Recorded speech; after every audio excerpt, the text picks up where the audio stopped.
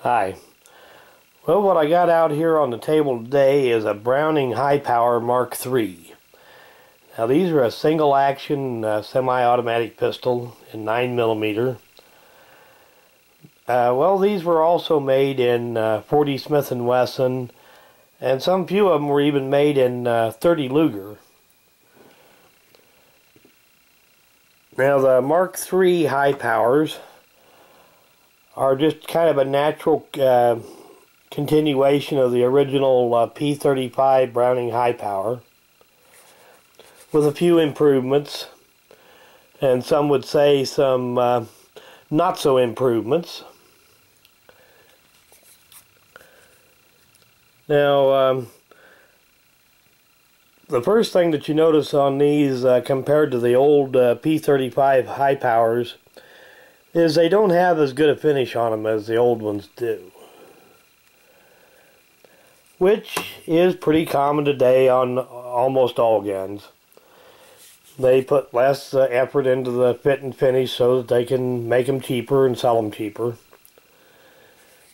But it does have some true improvements. So like the safety, it has an ambi safety. I think they first came out with the Mark III, I think in 1989. While the original Hi-Power goes clear back to the mid-30s. But this ambi safety on these works a whole lot better than it did on the original ones. The safety on the original Browning Hi-Power was left side only, and it was very small, and they tended to be pretty stiff. Now these move very easily.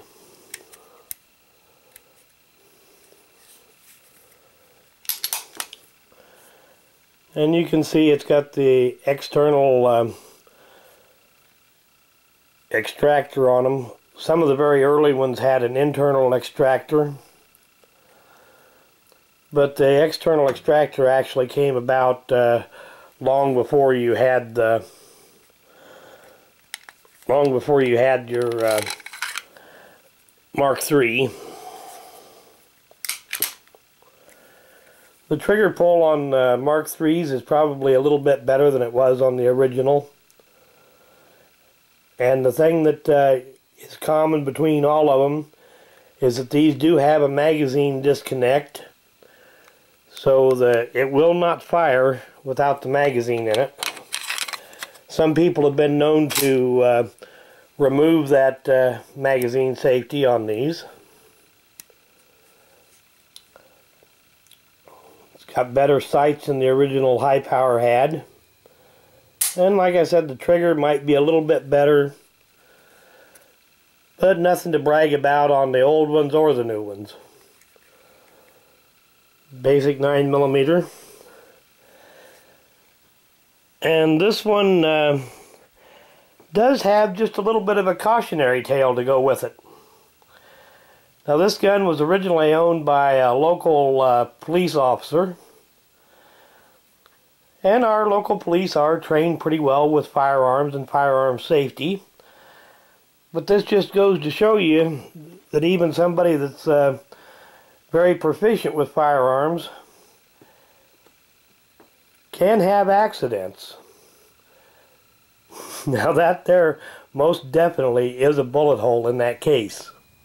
And I think it's safe to assume that he didn't do that on purpose.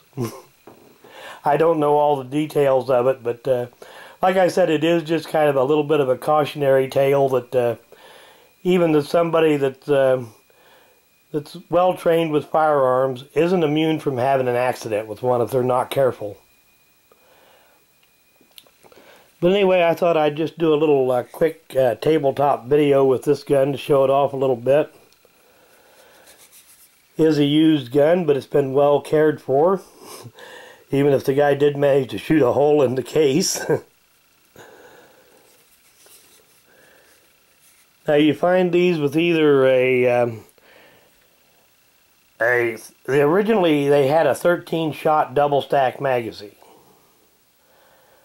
And later on they went to a 15-round magazine.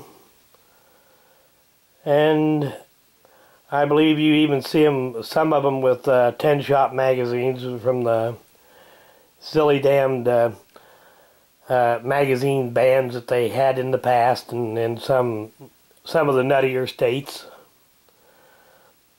But anyway, like I said, I thought I'd just do a quick little tabletop video with it and show it off a little bit. So, thanks for watching.